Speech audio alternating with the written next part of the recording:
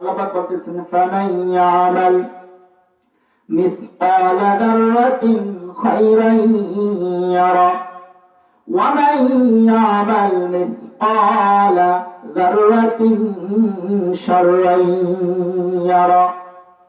কিয়ামতের ময়দানে আমি আমার বান্দাদের সামনে তুলে ধরব আমার বান্দারা কতটুকু পরিমাণ নেকের কাজ করেছে, ভালো কাজ করেছে, উত্তম কাজ করেছে। আমি আল্লাহ আমার বান্দাদেরকে দেখাবো। আমাদেরকে দেখাবেন আল্লাহ পাক। শুধু দেখাবেনই না, আমাদেরকে ভালো কাজের জাযা, ভালো কাজের প্রতিদান আল্লাহ পাক আমাদেরকে দিবেন। বলেন সুবহানাল্লাহ। আর যদি আমরা বদ কাজ করি, খারাপ কাজ করি, আল্লাহ পাক বলতেছেন আমি সেটাও তোমাদের সামনে তুলে ধরবো।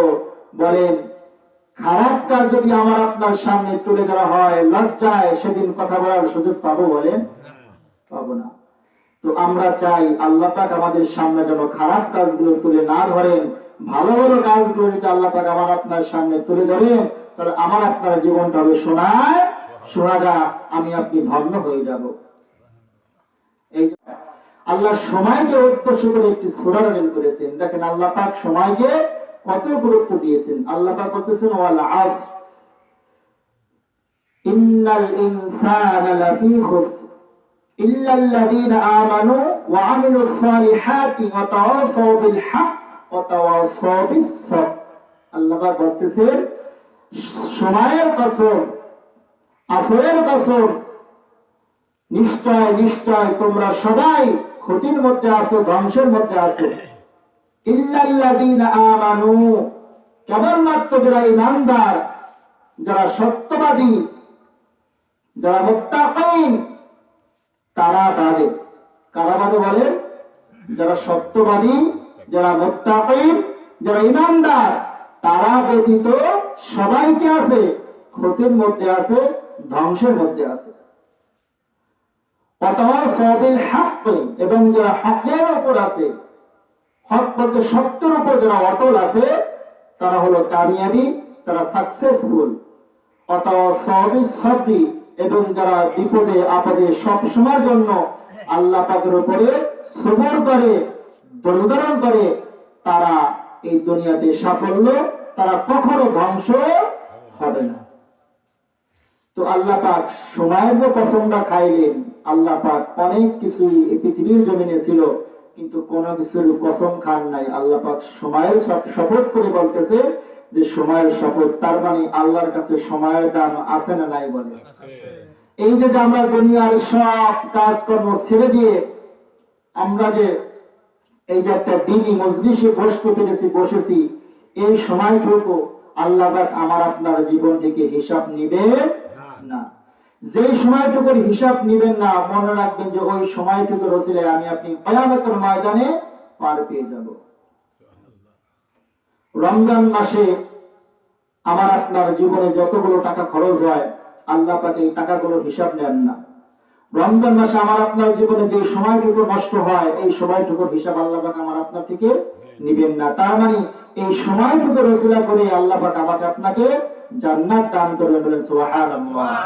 এই জন্য দিনের কাজে, ভালো কাজে কিছু সময় দেওয়ার দরকার আছে না নাই? বলেন আপনি দিনের কাজে ছাড়া, ভালো ভালো কাজ ছাড়া আপনি দুনিয়ার যেই কাজে সময় দেন না কেন, আপনার ওই সময়ের হিসাব আল্লাহ পাকের কাছে দিতে হবে। বান্দারে তুমি সময়ের হিসাব দাও। বিশেষ করে তোমাকে আল্লাহ পাক 3টি কাল দিয়েছেন, তার মধ্যে একটা হলো শৈশবকাল। এই শৈশবকাল আমার আপনার জীবনের হেলায় খেলায় চলে গেছে। আল্লাহ কয় বান্দারে আমি ওটারে হেলায় খেলায় দিয়ে দিলাম, ওটার হিসাব আমি নেব না। কিন্তু যৌবন কাল দিয়েছি, এই যৌবন কালটাকে বান্দা তুমি হেলায় খেলায় উড়ায় দাও নাই। তুমি খুব ভালো করে বুঝেছো এটা যৌবন কাল। এই কালটা তোমার ভবিষ্যৎ, ভবিষ্যতের চিন্তা তুমি করেছো, ভবিষ্যতের জন্য তুমি কিছু করেছো। ও বান্দা, যেহেতু তুমি ভবিষ্যৎ সম্পর্কে জানো, বোঝো, তোমার চিন্তা আছে, ভাবনা আছে, সেহেতু তুমি আখিরাতের চিন্তা তোমার থাকা দরকার, তোমার বোঝা দরকার। তুমি এই ক্ষণিকের জন্য, 60-70 বছর জিন্দেগীর জন্য তুমি ভবিষ্যতের চিন্তা করো। আর তুমি যৌবন কালটাকে দুনিয়ার কাজে, দুনিয়ার মেহনতির কাজে তুমি শ্রম দাও, পরিশ্রম করো। ও বান্দা, 60-70 বছর পর আমি আল্লাহর নিকটে তোমাকে আসতে হবে। তুমি সেই জায়গার জন্য কতটুকু সময় ব্যয় করেছো, কতটুকু পরিশ্রম করেছো, বান্দা আগে হিসাব দাও। হিসাব চাবেন, চাবেন কি বলেন? চাবেন। এই দুনিয়ার 60-70 বছরের জন্য আমরা মাথার গাম পায়ে ফেলে শ্রম দেই কি দেই না বলেন? ভবিষ্যতের চিন্তা আমার আপনার আছে না নাই বলেন? সবাই কম বেশি কিছু না কিছু সম্পদ গচ্ছিত আছে না নাই বলেন? কম বেশি সবারই ব্যাংক ব্যালেন্স আছে। অর্থ কি? আল্লাহ আমার ভবিষ্যৎ আছে। তার মানে আমি একদিন বৃদ্ধ হব, বার্ধক্যে পৌঁছাবো, এক সময় আমার ইনকামের কোনো সুযোগ থাকবে না। সেই জন্য আমরা কিছু অর্থ জমা করি কি করি না বলেন? করি। তো এই জ্ঞানটা যদি আমার থাকে যে আমি বার্ধক্যের সময় বিপদের আশঙ্কার ভয়ে আমি কিছু শ্রম দিয়ে আমি কিছু অর্থ জমা রাখি, তো যখন আমি দুনিয়ার থেকে চলে যাব সেই আখিরাতের জিন্দেগিতে, সেখানের জন্য কি আমাকে জমা করার দরকার আছে না নাই?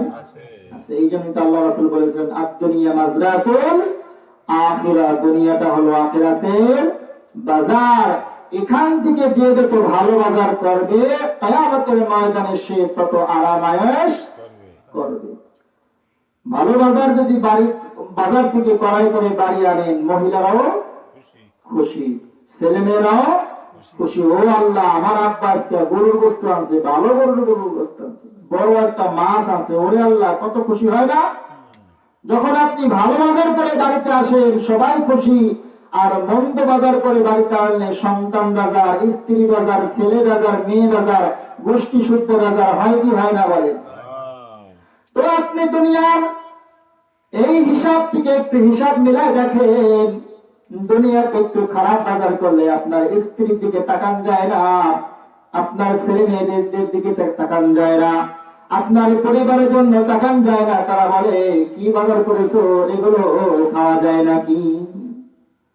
তো আমি আপনি যদি এবার আখিরাতের বাজার সুন্দরভাবে না করতে পারি, আমার আল্লাহ নবী তোর ছাতা, তোর বাজার তুই নে, আমার আপনার মুখের মধ্যে নিক্ষেপ করে বলে, এই বাজার আমি আল্লাহর কাছে পছন্দ হয় নাই। সেদিন যদি আল্লাহ পাক বাজার মুখের উপর ভিক্ষা লাগায়, অবস্থা কি হবে বলে? স্ত্রী বাজার পছন্দ করে নাই, দ্বিতীয়বার করার সুযোগ আছে না নাই বলেন? বুঝান যায়, ওগো বিবি, আজকে টাকা পয়সা একটু কম আছে, তাই বাজারটা ভালো হয় নাই, ভালো মাছ কিনতে পারি নাই, আগামী হাটে টাকা পয়সার ব্যবস্থা করে ভালো বাজার করব। বুঝান যায় কি যায় না বলেন? এখন আল্লাহর সামনে আপনি খারাপ বাজার নিয়ে উঠেছেন, খারাপ আমল নিয়ে উঠেছেন, এখন যদি আল্লাহ পাক বলে, বান্দারে তোমার এই বাজার আমার পছন্দ হয় নাই, তখন কি বলবেন? তখন কি আল্লাহরে বলবেন, আল্লাহ আর একটু সময় দাও, একটু দুনিয়াতে আবার পাঠাও, আর একবার বাজার করার সুযোগ দাও? আল্লাহ কি এই সুযোগ আমাকে আপনাকে দেবেন? আর দেবেন না। তো সেই জায়গার ভয় বেশি না দুনিয়াতে খারাপ বাজার করলাম, দ্বিতীয়বার করার সুযোগ আছে, এই জায়গার ভয় বেশি বলেন? সেই জায়গার ভয় বেশি না? আমি আপনি দুনিয়াতে অনেক কিছু কেনার পর অনেক সময় ঠকি না বলেন? ঠকি। কিন্তু যখন একবার ঠকি, তখন দ্বিতীয়বার কিন্তু ওই বিষয়ে আর কেউ ঠকে না। কারণ তারা একটা ধারণা এসে যায় যে এই বিষয়ে এত দাম, এইটা ভালো, এইটা মন্দ, একটা জ্ঞান তার মেমোরিতে হয়ে যায়, সে বুঝতে পারে, তাকে দ্বিতীয়বার কেউ ঠকাইতে পারে না। তো আখিরাতের জিন্দেগি আমি যদি একবার ঠকে যাই, সেখানে গিয়ে কিন্তু দ্বিতীয়বার বাজার করে জেতার কোন সুযোগ আমার আপনার আর হবে না। এই জন্য সাবধান, আমাকে আপনাকে এখন থেকে আখিরাতের বাজার সঞ্চয় করতে হবে। আল্লাযী খালাকাল মাউতা ওয়াল হায়াতা লিয়াবলুয়াকুম আইয়ুকুম আহসানু আমালা। আল্লাহ পাক বলতেছেন, হে বান্দা, আমি তোমাকে সৃষ্টি করেছি হায়াত দিয়ে, মওত দিয়ে। কি দিয়ে বলেন? হায়াত দিয়ে, মওত দিয়ে। অতএব আমি তোমাকে কিন্তু পরীক্ষা নেব। এই কথা কার বলেন? আল্লাহ। সূরা মুলকের মধ্যে আল্লাহ বলতেছেন, আল্লাযী খালাকাল মাউতা ওয়াল হায়াত। মাউত মানে মৃত্যু, হায়া মানে হায়াত। লিয়াবলুয়াকুম আইয়ুকুম আহসানু আমালা। তুমি আমলের ক্ষেত্রে আহসানু, কতটুকু ভালো কাজ করেছো, কতটুকু মন্দ কাজ করেছো, আমি কিন্তু আল্লাহ পরীক্ষা নিব। তাহলে আমি যে কথাগুলো বললাম এই কথার সাথে এই আয়াতের মিল আছে না, আছে নাকি বলেন? আছে। তাহলে আমি যদি খারাপ বাজারটা করে যাই আর আল্লাহ পাক যদি আমাকে পরীক্ষা নেয়, আমি নাকি পাশ করতে পারবো? বলেন, পাশ করতে পারবো না। তো আল্লাহ পাক আমাদেরকে সৃষ্টি করেছেন এই হায়াত দিয়ে, মওত দিয়ে। কারো হায়াত 60 বছর, কারো হায়াত 70 বছর, কারো হায়াত 10 বছর, কারো হায়াত 15 বছর, কারো হায়াত 30 বছর। ঠিক কিনা বলেন? আল্লাযী খালাকাল মাউতা, আমি আল্লাহ তোমাদেরকে সৃষ্টি করেছি হায়াত, মওত দিয়ে এবং হায়াত দিয়ে। কিন্তু এই হায়াতটা কাকে কয়দিন দিছি এটা কিন্তু আল্লাহ পাক কাউকে বলে দেন নাই। হায়াত আমাকে আপনাকে দিছে, কতটুকু দিছে আল্লাহ পাকে বলে দেন, কিন্তু দিছেন তো। একদিন হায়াত পাইলেও ওটাও হায়াত। তো হায়াত যেহেতু আল্লাহ পাক আমাদেরকে দিয়েছেন, মওত আছে নাকি বলেন? আল্লাহ পাক আমাকে আপনাকে হায়াত দিয়েছেন। হায়াত যেহেতু দিয়েছেন, মওত অবশ্যই আছে, মরণ আমাকে আপনাকে করতেই হবে।